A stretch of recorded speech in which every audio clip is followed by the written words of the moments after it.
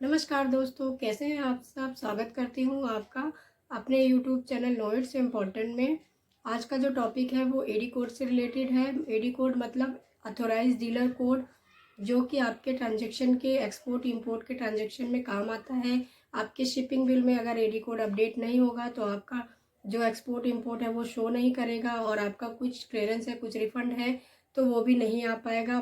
पर अभी गवर्नमेंट के अकॉर्डिंग आपका एडी कोड जो है शिपिंग बिल में मेंशन करना कंपलसरी कर दिया गया है। अगर शिपिंग बिल में आपका एडी कोड मेंशन नहीं होगा तो आपका जो जब आप शिपिंग बिल बैंक में जमा करेंगे आरबीआई की गाइडलाइंस के अकॉर्डिंग, तो आपका आईसी जो है वो सस्पेंड कर सकते हैं। आप एक्सपोर्ट इंपोर्ट करने से वंचित रह सकते हैं। तो इसकी पूरी वीडियो के लिए, जानकारी के लिए पूरी वीडियो को देखिएगा और चैनल को अगर अभी तक सब्सक्राइब नहीं किया है और चैनल पर नए हैं तो चैनल को भी सब्सक्राइब कर लीजिए और ऐसे इन्फॉर्मेटिव वीडियोस के लिए बेल आइकन को भी प्रेस कर लीजिए, जिससे कि ऐसी इन्फॉर्मेटिव वीडियोस जो भी डीजीएफटी गवर्नमेंट से रिलेटेड है या कस्टम से रिलेटेड है या आपके बिजनेस को ग्रो कैसे करना है, कैसे आपका जो लीगल कंप्लाइंसेज है उसको कम करना है, उससे रिलेटेड वीडियोज़ मैं अपने चैनल्स पर लाती रहती हूँ ढूंढ ढूंढ के। तो इसीलिए आप चैनल को सब्सक्राइब करिए, आपके लिए बहुत ही महत्वपूर्ण होगा। चैनल को सब्सक्राइब करके बेल आइकन को भी प्रेस कर दीजिए, ठीक है। तो आगे चलते हैं। एडी कोड की बात कर रहे थे हम। AD code authorise dealer code होता है जो आपको बैंक से मिलता है, जो कि आप अगर कोई कंसाइन जो भी आपने मतलब फर्म खोली है अपनी, तो उसके लिए आपको करंट अकाउंट खुलवाना होता है। तो वही जहाँ से करंट अकाउंट खुलता है, जो बैंक में आपका अकाउंट है, वही बैंक आपको एक एडी कोड लेटर अपने लेटर हेड पे बना के देता है, जिसके लिए उसको आपको कुछ डॉक्यूमेंट्स की ज़रूरत पड़ती है। वो डॉक्यूमेंट आप वहाँ पर देंगे, 2 से 3 दिन में आपको एडी कोड बन के मिल जाता है। लेकिन अभी आइस गेट कस्टम के हिसाब से जो नोटिफिकेशन है और जो गाइडलाइंस है उसके अकॉर्डिंग आपको सिर्फ एडी कोड लेने से काम नहीं चलेगा। आपको एडी कोड को आइस गेट की साइट पे अपडेट भी कराना कंपलसरी है। अपडेट कैसे करना है उसका पूरा प्रोसेस आपको आगे हम बताएंगे, लाइव आपको दिखा दिया जाएगा आपको कैसे अपडेट करना है आइस गेट की साइट पे। और अगर आपके पास यूज़र आईडी पासवर्ड है तो उसका भी आपको प्रोसेस पूरा दिया गया है। डिस्क्रिप्शन बॉक्स में आप लिंक जाकर देख सकते हैं और चैनल को गो थ्रू करेंगे तो उसमें भी आपको मल्टीपल जो है वहाँ पे दिख जाएंगी, जिसमें पीटीआई कंपोनेंट्स का भी एरर आ रहा है, डीएससी इशू आ रहा है। तो छोटे छोटे जो एरर्स हैं इसके लिए पूरा वीडियो आपको इसमें आपको देखने को मिलेगा। तो अगर आपने एडी कोड बनवा रखा है तो उसको आइस गेट की साइट पे आप अपडेट कर दीजिए। और एक और पॉइंट है जो मैं आपको यहाँ पे क्लियर करना चाहती हूँ। आपने कभी कंसाइनमेंट अभी जैसे इस साल में 2023 से लेकर नवंबर और अभी तक आपने कोई एक्सपोर्ट 2-3 महीने पहले भी अगर आपने एक्सपोर्ट किया है तो आप पुराना शिपिंग बिल लीजिए, पुराना शिपिंग बिल लेके, क्योंकि आपने किसी अपना कंसाइनमेंट एक्सपोर्ट के लिए निकाल दिया तो आपको जो ट्रांसपोर्टर है या जहाँ भी आप कंसाइनमेंट भेज रहे हैं आपके सप्लाई चेन वाले, तो वो आपसे बात करते हैं कि मुझे, कस्टम वाले भी बोलते हैं कि एडी कोड अपडेट है या नहीं। तो आपको नहीं पता होता कि आपका एडी कोड अपडेट है या नहीं है, क्योंकि क्या पता आपके सीए ने या पहले कोई अकाउंटेंट रहा हो या किसी से आपने कभी काम करवाया होगा तो उन्होंने अपडेट करा होगा उनके हिसाब से, पर आपको उसकी नॉलेज नहीं है। तो पहला जो ऑप्शन है, अगर आपके पास एक ही मेल आईडी आप यूज़ कर रहे हो तो उसको आइसगेट की साइट पे जाके आपके पास अगर यूज़र आईडी कहीं पड़ा हो तो आप फॉरवर्ड कर सकते हो।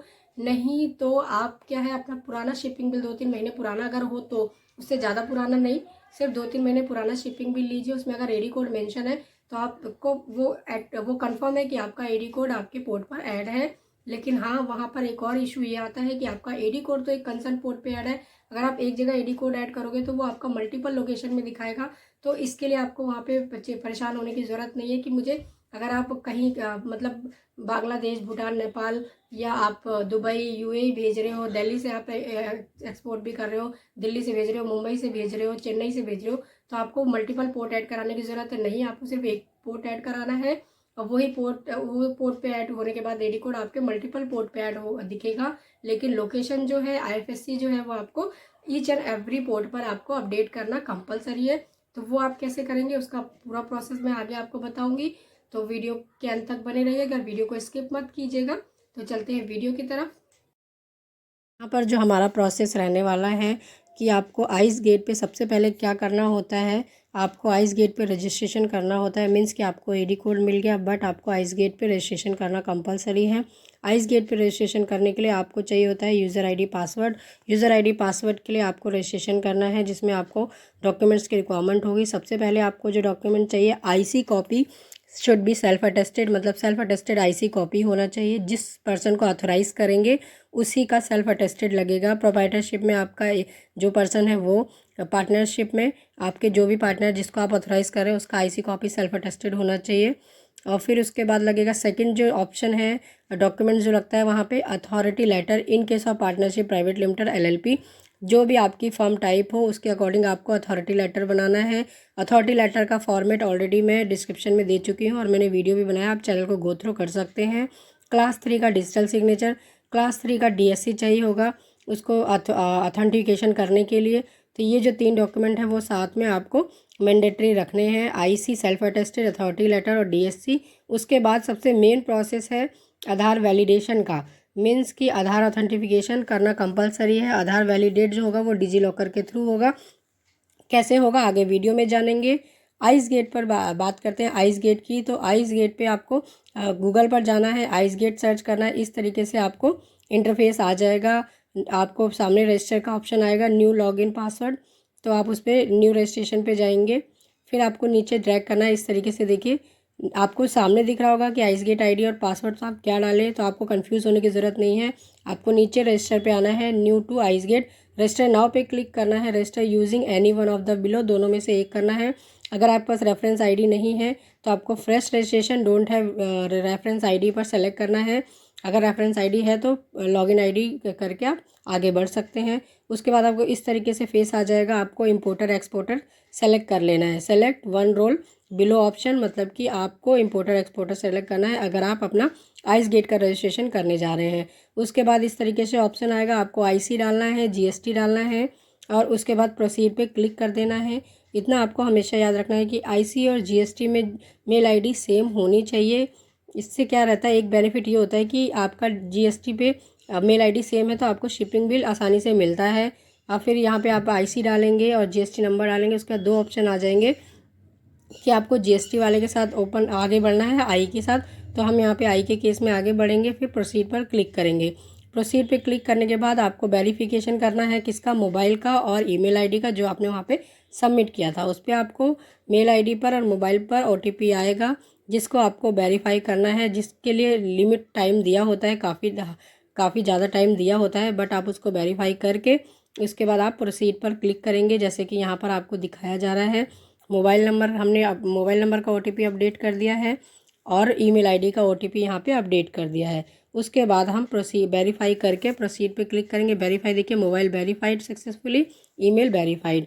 फिर प्रोसीड पे क्लिक करेंगे, आपको रेफरेंस आईडी जो है वो जनरेट हो जाएगी। इस रेफरेंस आईडी को आप कॉपी करके नोट पैड पे, स्टिकी नोट पे कहीं पर भी आप रख सकते हैं, या तो व्हाट्सअप पे सेव करके रख सकते हैं। वैसे मेल आपको चला गया होगा।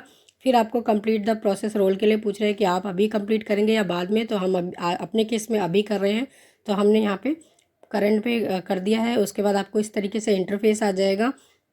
यहाँ पे आपका जो ऑटोमेटिक ये ले लेगा, उसमें आपको आपकी जो फर्म है वो कौन सी है, प्राइवेट लिमिटेड है, पार्टनरशिप है, एलएलपी है, आपको एक सेलेक्ट करना है उसके अकॉर्डिंग जो आपकी फर्म टाइप होगा। फिर यहाँ पे एंटिटी नेम आएगा, एंटिटी का पैन नंबर आएगा, राइट। उसके बाद आपको नीचे की तरफ आ जाना है। ऑटोमेटिक सारी डिटेल्स खुद से आ गई होंगी क्योंकि आपके जो आईसी की डिटेल्स है वो फैच कर लिया है इस डेटा ने। उसके बाद यहाँ पे आपको attach a self attested IC copy, जैसा कि मैंने पहले बताया था कि आपको आईसी कॉपी अटैच करनी है। उसके बाद उसको सेव व नेक्स्ट पे क्लिक कर देना है। ऊपर के ऑप्शन में पैन नंबर डालना है, मतलब यहाँ पे name of the authority parent user, आप जिसको ऑथोराइज़ कर रहे हैं, जैसा मैंने आपसे बात की थी कि जिसको ऑथोराइज़ करें अथोराइज पर्सन का नेम एज़ पर पैन के अकॉर्डिंग आना चाहिए, वो तभी वैलिडेट होगा। अगर नेम मिसमैच होगा तो वैलिडेट नहीं होगा। तो आपको ये सब बातों का ध्यान रखना है। यहाँ पे हम नाम डालेंगे, पैन नंबर वेरीफाइड करेंगे, देखिए पैन वेरीफाइड सक्सेसफुली। उसके बाद हमें क्या करना है, वैलिडेट आधार ओटीपी, आधार से ऑथेंटिकेशन करना है। तो आधार ऑथेंटिकेशन जो है सबसे मेन है यहाँ पर। आपको यहाँ पे क्या करना है, आपका डिजी लॉकर का अगर यूज़र आईडी पासवर्ड है तो आप उससे लॉगिन कर सकते हैं, नहीं तो आप आधार के साथ लॉगिन कर सकते हैं। अगर आपने नहीं साइनअप किया है तो आप साइनअप भी कर सकते हैं, राइट। हम यहाँ पे आधार के साथ लॉगिन कर रहे हैं। आधार के साथ हमने अदर ऑप्शन में आधार सेलेक्ट किया और इस तरीके से ऑप्शन लिया तो आधार जो है वो इनवैलिड आ रहा था। तो हम यहाँ पे क्या कर रहे हैं, साइनअप कर रहे हैं। पहले साइनअप करेंगे, नाम डालेंगे, यहाँ पे ओटीपी आ जाएगा। ओटीपी आपके मोबाइल नंबर पे आया होगा, जो मोबाइल नंबर आपने यहाँ पे मेंशन किया है। उसके बाद वेरीफाई पे क्लिक करेंगे, फुल नेम डालेंगे, डेट ऑफ बर्थ डालेंगे, 1 बाय 1 जैसे जैसे स्टेप्स बताए हैं उसके अकॉर्डिंग आपको करना है। लेकिन मेरा कंसर्न यहाँ पर है कि आप पहले डिजी लॉकर का यूज़र आईडी पासवर्ड क्रिएट कर लीजिए, साइन अप कर लीजिए, उसके बाद आप यहाँ पे ऑथेंटिकेट करें तो ईजी प्रोसेस हो जाता है, फिर प्रॉब्लम नहीं आती है। नहीं तो 1 से 2 बार आप करेंगे, ऑथेंटिकेशन अगर फेल्ड हो जाता है तो आपको दोबारा से रेफरेंस आईडी जनरेट करनी होती है। तो इन सब चीज़ों को ध्यान में रखते हुए इन सब चीज़ों को स्किप करिए कि आपको प्रॉब्लम ना आए। आप पहले से डिजी लॉकर का यूज़र आईडी पासवर्ड जो है और पहले से क्रिएट करके रखें, और उसके बाद यहाँ पे जब ऑथेंटिकेशन का टाइम आए तो आप वहाँ पे जब लॉगिन करेंगे तो वो ऑटोमेटिक ईजिली हो जाएगा। अब हम यहाँ पे देखिए हमने पेन डाल दिया और उसके बाद वेरीफाई पे क्लिक करेंगे। पिन मांगा, 6 डिजिट का आपका पिन होना चाहिए। यूज़र नेम आप अपने हिसाब से यूज़र नेम अपना जो आपने बनाया वो यूज़र नेम आपको यहाँ पे डालना है, अपना पिन डालना है 6 डिजिट का। उसके बाद आपको ये जो कंसेंट है उसको टिक करके साइन इन कर देना है। जैसे ही साइन इन करेंगे देखिए इस तरीके से आपको दिखा देगा कि OTP आया है आपके मोबाइल नंबर पे, जो आपका रजिस्टर्ड मोबाइल नंबर है, आधार से रजिस्टर्ड होगा, उसी पर लिंक लेगा। फिर आपने OTP आधार वैलिडेट हो गया है। अब हम यहाँ पे DSC कंप्लीट करेंगे। DSC के लिए हमने DSC लगाया और पिन डाल दिया है। उसके बाद ये ऑटोमेटिक फैच कर लेगा। इसकी कुछ सेटिंग्स है, उसका भी मैंने अलग से वीडियो बनाया, आप वहाँ से जाकर देख सकते हैं कि आपको कैसे जो है DSC में अगर एरर आ रहा है तो आप कमेंट में भी बता सकते हैं कि आपको क्या प्रॉब्लम आ रही है, आपको हम सोल्यूशन प्रोवाइड करेंगे। अब आप यहाँ पे प्रीव्यू करेंगे। प्रीव्यू करने के बाद देखिए इस तरीके से आपका आ गया। यहाँ पे अथॉरिटी लेटर भी हमने सबमिट कर दिया है, जिसका फॉर्मेट भी मैंने ऑलरेडी वीडियो के लिंक में दिया है, आप जाकर देख सकते हैं। इस तरीके से पहले आपको प्रीव्यू चेक कर लेना है कि कोई भी डिटेल्स इनकरेक्ट तो नहीं है। उसके बाद आपको सबमिट पर क्लिक कर देना है। जैसे ही हम यहाँ पर सबमिट पर क्लिक करते हैं इस तरीके से आपको request for role registration reference ID ये दिखा रहा है कि आपने जो रेफरेंस आईडी जनरेट करी थी उसके अगेंस्ट में आपका अप्रूवल जो है सबमिट हो गया है सक्सेसफुली। अब आपको वेट करना है। कैसे वेट करना है? 1 से 2 दिन का टाइम लगता है, लेकिन नहीं, अप्रूवल में 2 से 3 दिन का टाइम भी लग जाता है। तो मेरा जो मानना है, जब हम लोग यहाँ पर रजिस्ट्रेशन करते हैं तो आपको मेल करनी चाहिए आइस गेट की हेल्प डेस्क पे अपना रेफरेंस आईडी और डॉक्यूमेंट्स के साथ अटैच करके। फिर आपको इस तरीके से अप्रूवल आ जाएगा। आइस गेट से CBIC की साइट से आपको मेल आएगा, आपका आइस गेट ID और यूज़र ID जब आपको अप्रूवल हो जाता है तब। उसके बाद आपको यही यूज़र ID और पासवर्ड लेके आगे प्रोसीड करना है AD कोड अपडेट करने के लिए। अभी तक का प्रोसेस आइस गेट रजिस्ट्रेशन का था। अब आइस गेट पे आपको AD कोड कैसे ऐड करना है उसका प्रोसेस दिखाएंगे। Required document for generate IRN, मतलब कि IRN जनरेट करने के लिए आपको डॉक्यूमेंट्स की रिक्वायरमेंट पड़ती है। पहले ओल्ड साइट पे ई संचित होता था, बट अभी न्यू वेबसाइट पे साथ के साथ डॉक्यूमेंट्स अपडेट करने के साथ ही ई संचित वगैरह सब कुछ, मतलब IRN जनरेट हो जाता है। तो आपको यहाँ पे कोई भी प्रॉब्लम नहीं आती है। अब काफ़ी स्मूथ प्रोसेस कर दिया है पहले के मुकाबले। तो बात करते हैं, सबसे पहले आपको क्या चाहिए होगा। बैंक लेटर हेड चाहिए, should be ICEGATE annexure format. जो गवर्नमेंट का अनेक्सर है उसके अकॉर्डिंग ही आपको आइस गेट का बैंक लेटर जो है वो बैंक से लेना है आपको, एज़ पर अनेक्सर जो आइस गेट का दिया हुआ है। उसका भी फॉर्मेट मैंने दिया हुआ है, आप वहाँ जाकर डिस्क्रिप्शन बॉक्स में चेक कर सकते हैं, या आई बटन पे क्लिक करेंगे तो वहाँ पे आपको शो हो जाएगा ऊपर की तरफ।